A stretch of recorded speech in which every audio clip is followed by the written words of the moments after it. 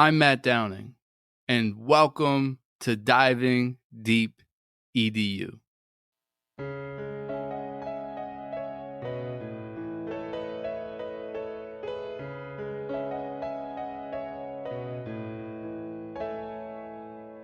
Curious conversations with all types of peeps. Encouraging innovation, we are diving deep. Certainly education is what we like to speak. Fervent with dedication, now it is time to teach. Yeah.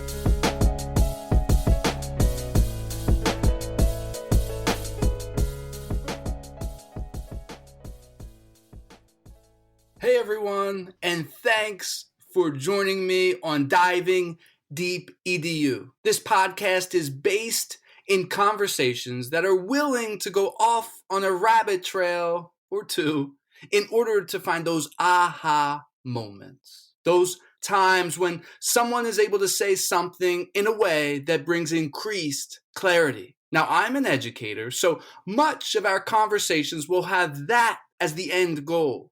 How can the things that we are talking about help us to dive deeper into educational practices? Thanks for tuning in. Our guest today is Julie Jungalwala. Julie is the founder of the Institute of the Future of Learning, seeking to transform the one-size-fits-all model of education. She's also an author, speaker, consultant, and advises at the Harvard Innovation Lab and teaches at the Harvard Extension School.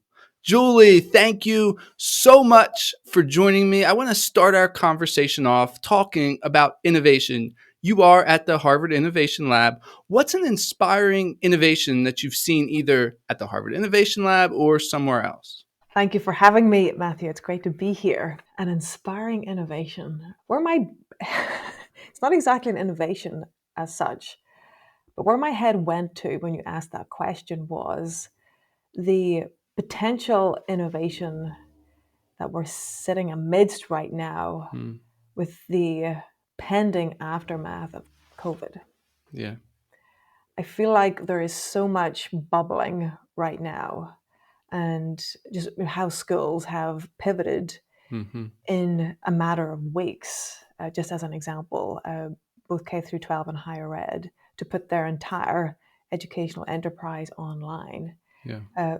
There's a lot of redoing the old stuff online, of course, but I think there's so much that's bubbling under the surface right now. That's where my head went to when you asked that question. Yeah, let's pop one of those bubbles and see what comes out. So, Pop away.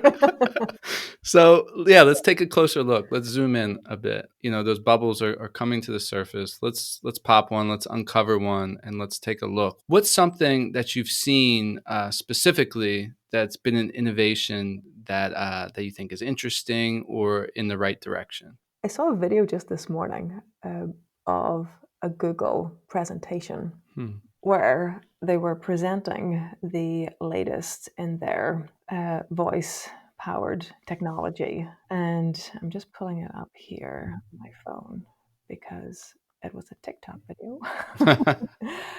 Google Duplex. Okay. And the voice recognition was extraordinary. And what struck me was the speaker talked about deep learning. And I just had this flash of the technology, the speed of it, stripping past the education system, where we've been talking about deeper learning. You know, Jal Mehta's great work at the Harvard Graduate School of Education really helped to coin that term.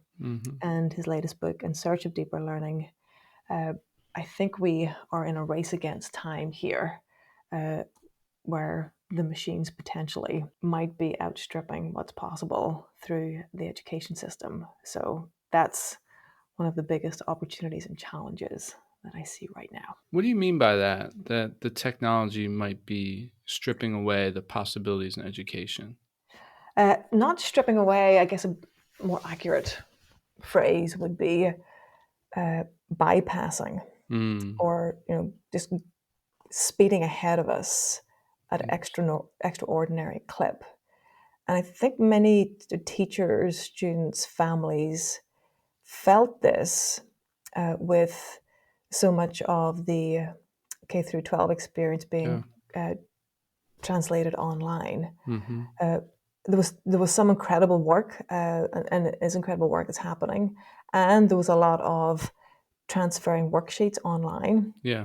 And when you're looking at some of the technology that's available compared to some of what was available to kids, I mean, there's no competition there. I mean, I watch my 3-year-old on the iPad and watching some of the educational videos there. They're incredibly immersive, and I watch how he, goes 2 minutes here and 1 minute there. And I think about him sitting in a class for 45 minutes. What will his education experience look like in high school? So I've really gotten the sense in the past number of months. I've been in education for 15 years at this point, and it really does feel like things are starting to speed up in a good way.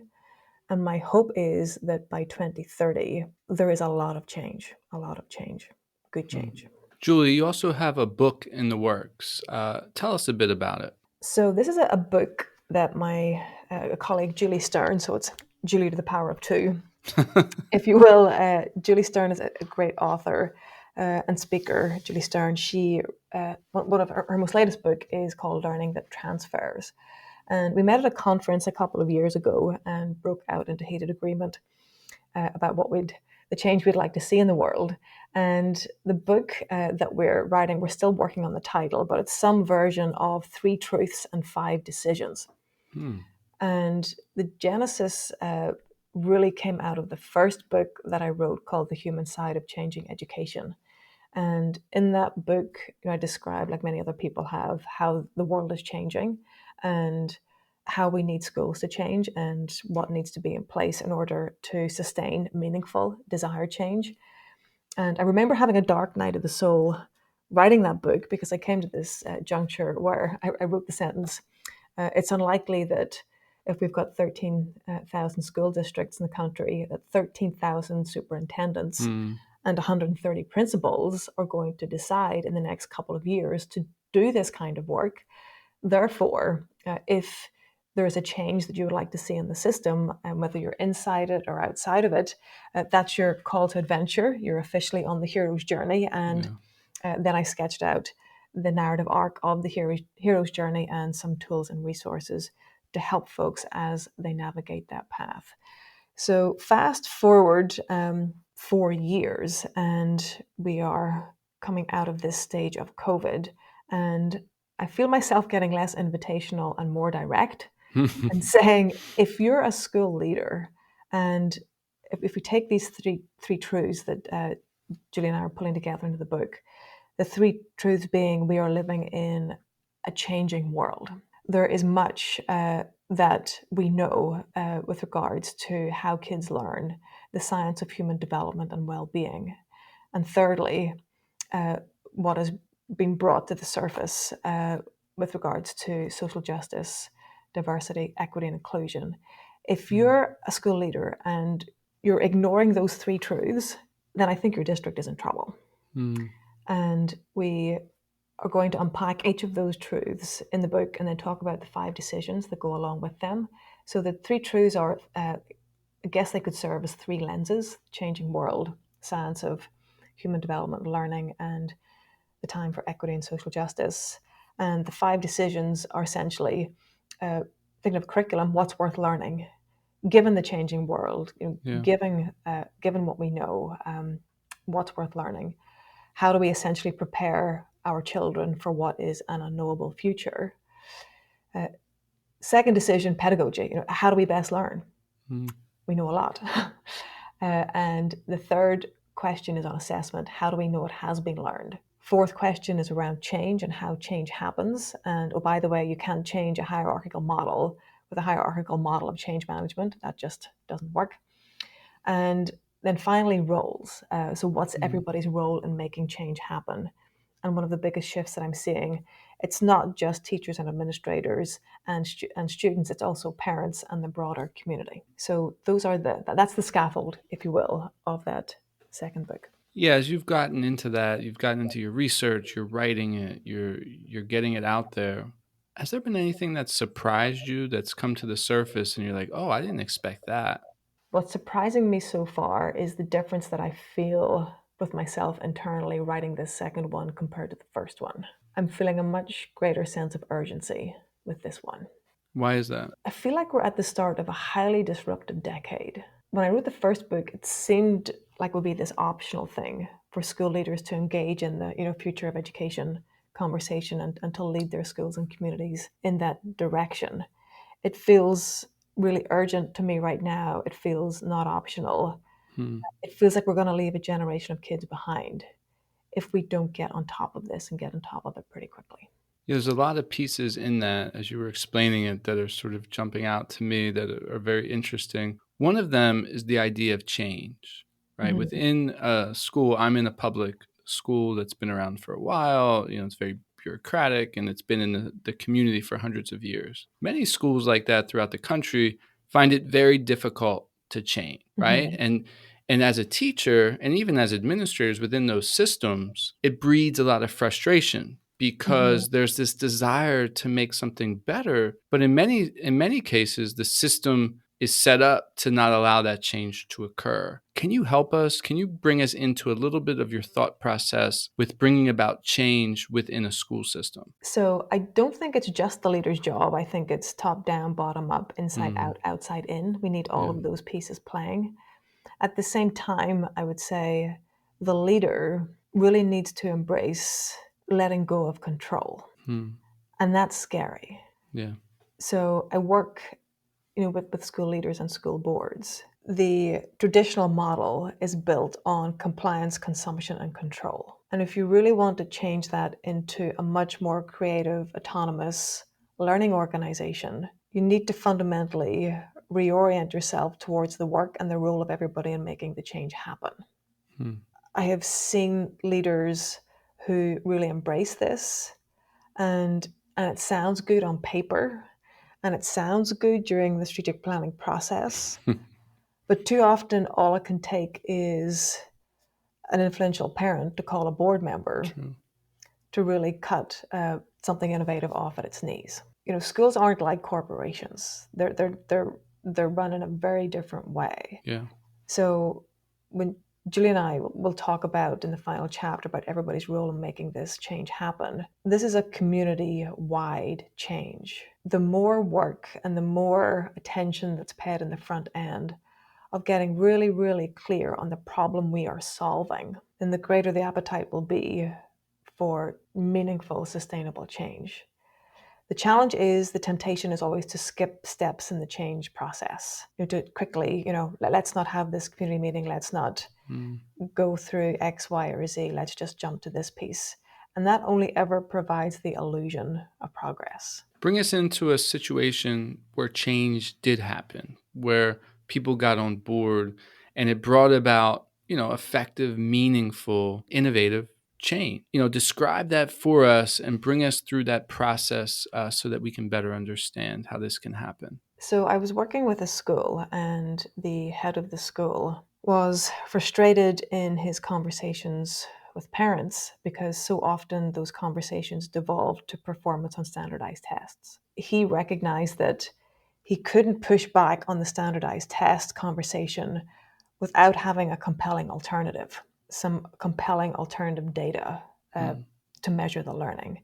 So he started from first principles. He conducted a community-wide survey on essentially what's worth learning. When your child graduates this school, what are the skills, knowledge, and habits of mind that you wish them to be in possession of, the capacities you want them to have? Yeah.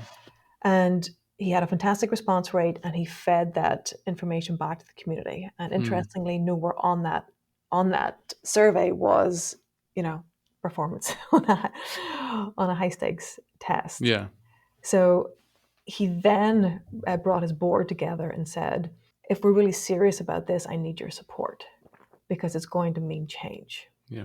And things are going to look differently. And I need to know that whenever things get sticky, which they will, that you have my back. And they had a number of conversations and agreed that, yes, this is the way forward. And we're basically going to walk this path with you.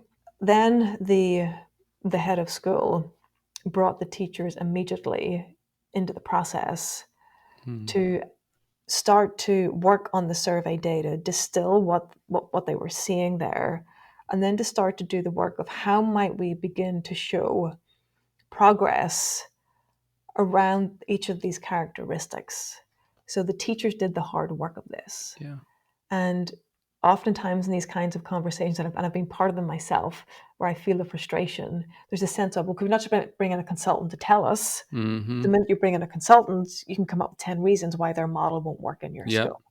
So it's all about engaging the people who know, the teachers, and providing them with the resources and the facilitative help to do this work. They built this incredible portfolio and flipped the way in which those conversations had happened in the past in such a way that it was the student who led the conversation. The student led the parent through the digital portfolio in the presence of the teacher, and they all had a conversation about it. And that work, I believe, took 4 to 5 years. Wow. Again, you might get a consultant in who could say they could, pull together something for you and you can implement it within a year. And you and I both know that goes to bookshelf heaven. Nice. Whether that be in your Dropbox in the cloud, somewhere in your hard drive, or a physical bookshelf, looks pretty. Probably has a nice deck that goes along with it. But has the student or teacher experienced anything different? 8 times out of 10, probably not. Yeah, thanks for sharing that example.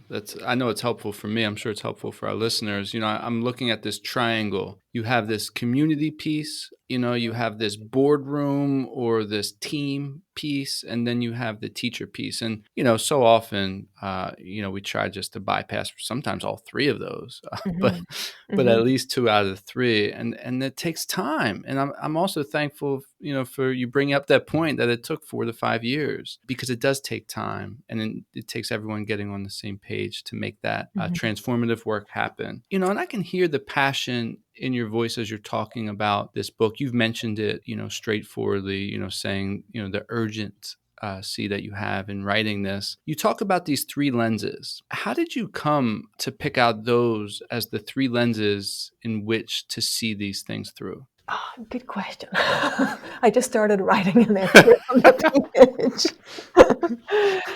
So I think it probably comes from the fact that I don't have a traditional K through 12 background. So I come to this work having worked for over 2 decades with adults. I'm a leadership coach. Yeah. I teach adults. I've been fascinated by behavioral change. I work, in addition to K through 12, I work in corporations and organizations. I worked in talent management and performance development for almost 10 years. After the first 10 years of that work, this theme started to come up for me, which was that so much of what we were helping these adults do is essentially unlearn what they learned through a standardized system of education. So that brought me back to K through 12, and realizing that, I'd graduated high school many, many years prior, but not a whole lot had changed with regards to the high school experience since then. So that changing world piece, that's always with me.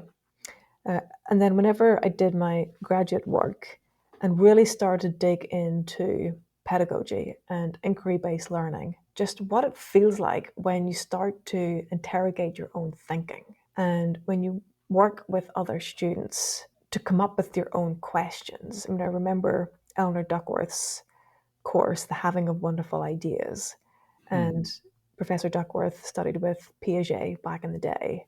And it literally felt like a mental spa. So that's in my body somewhere, that memory of this is what learning, this is the power of learning, this is the potential of learning. It's not another worksheet and drill and kill and, go find the right answer at the back of the textbook. And then as I work with adults and more, this whole question of well-being and a well-lived life and flourishing and thriving and all of the fantastic science that's now starting to back up what intuitively we've known for centuries.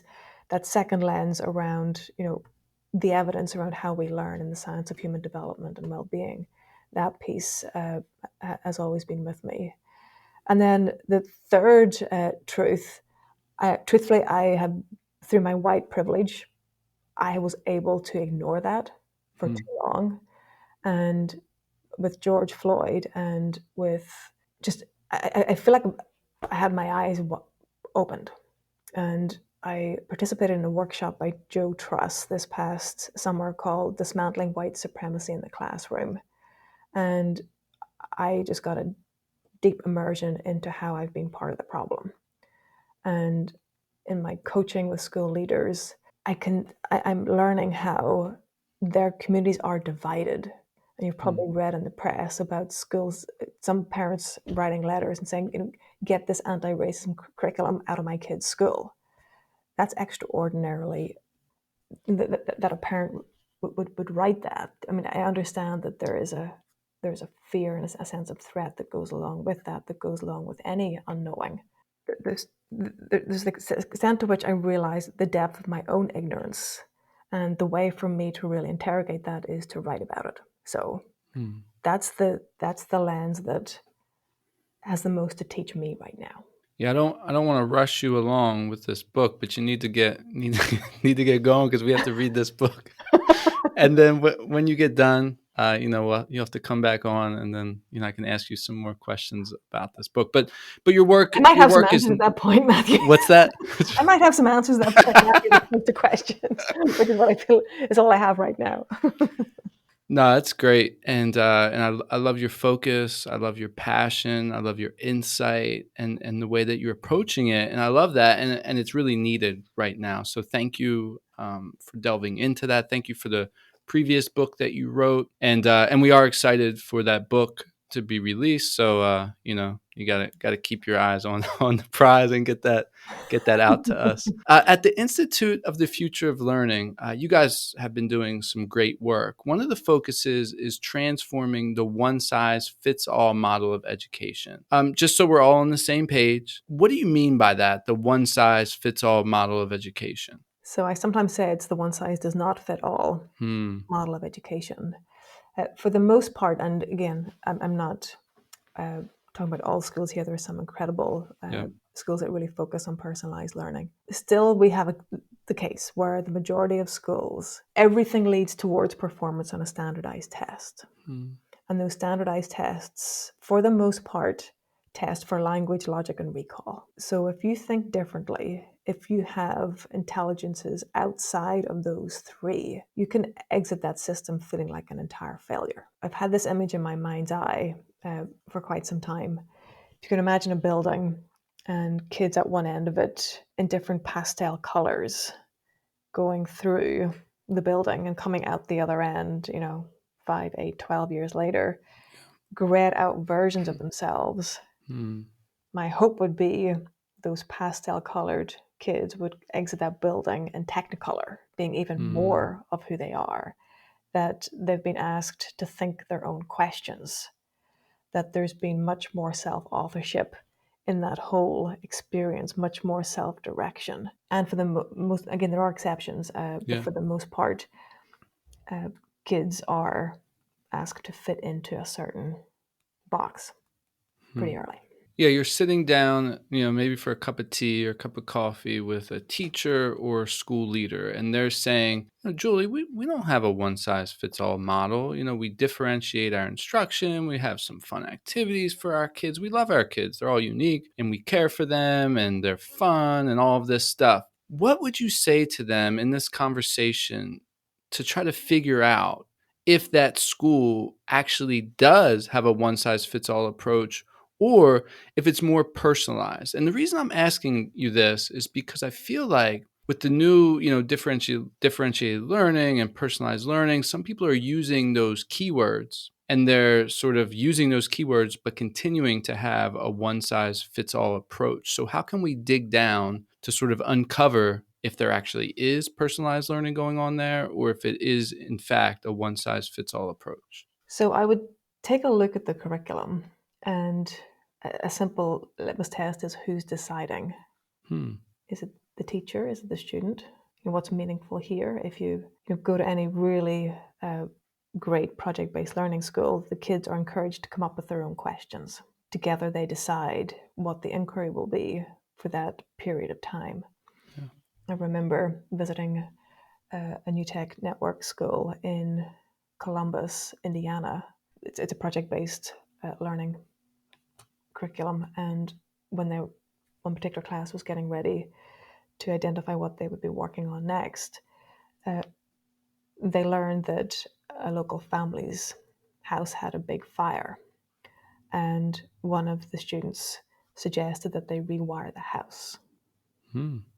So what an incredible generative point to enter into maths, physics, social emotional learning, teamwork. Another litmus test I would have would be asking the students at the end of the experience, what did they learn about themselves? What questions come up for them?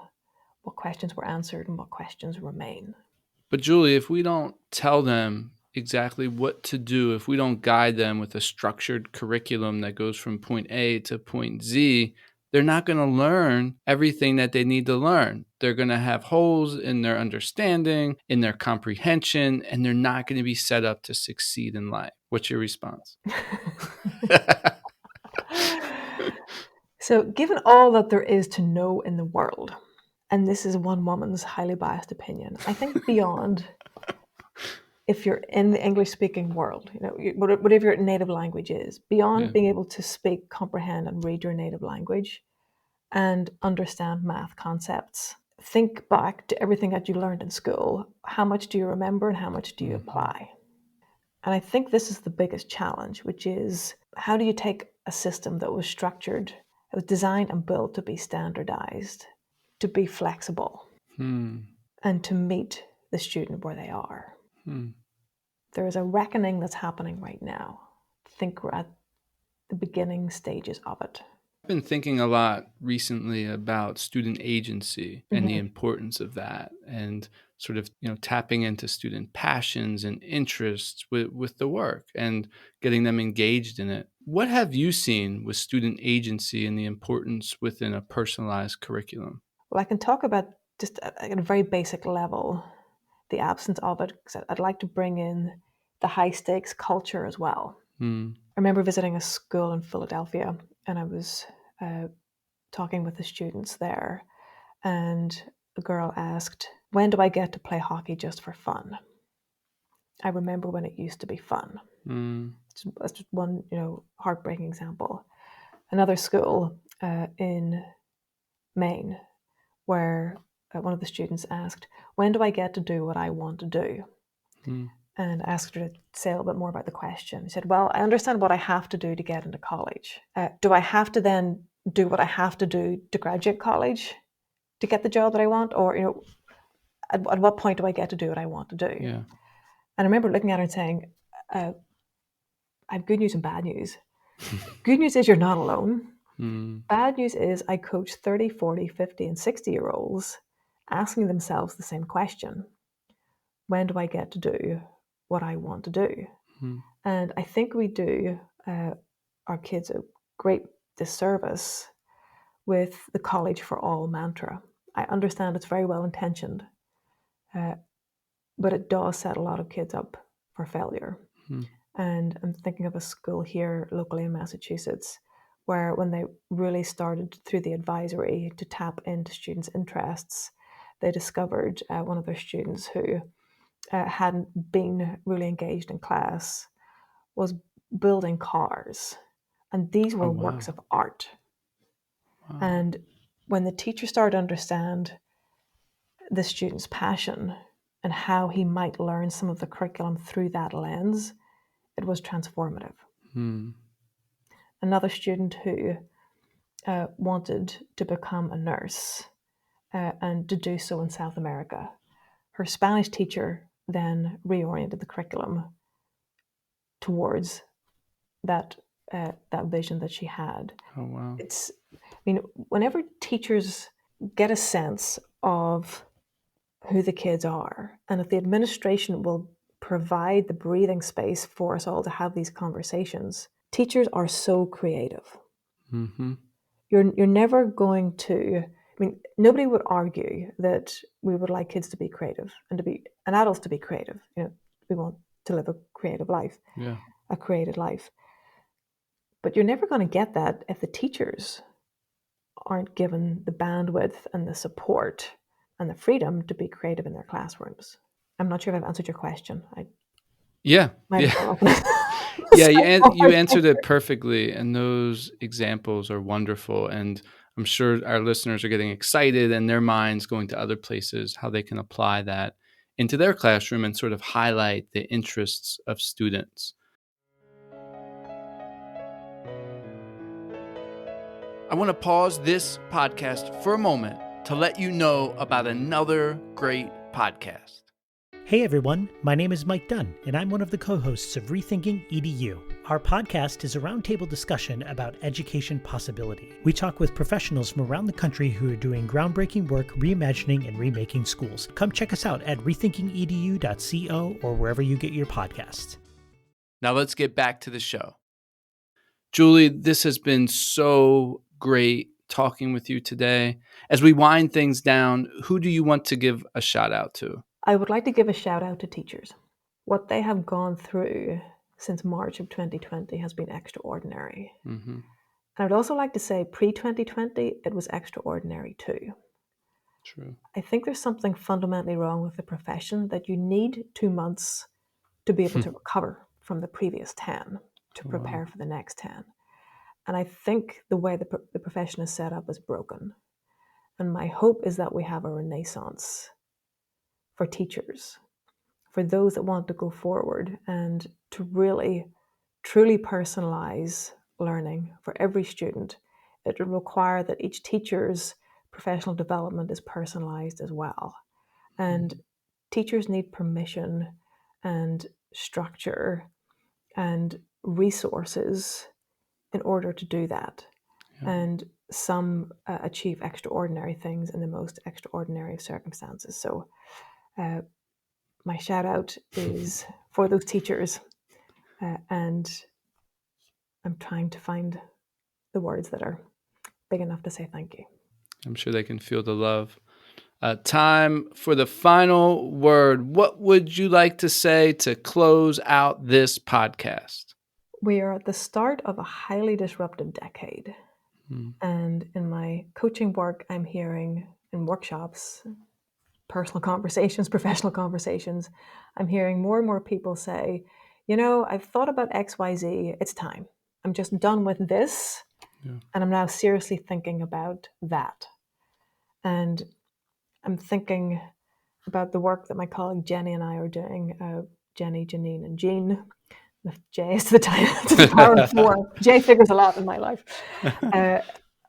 This work that we're doing with the Reinvention Mandate, we're conducting a number of interviews to really dig into sort of unpacking this black box of human reinvention. And I believe, we're living through highly disruptive times right now. This is a liminal space. And I have a sense that things are possible now that weren't possible pre-March 2020.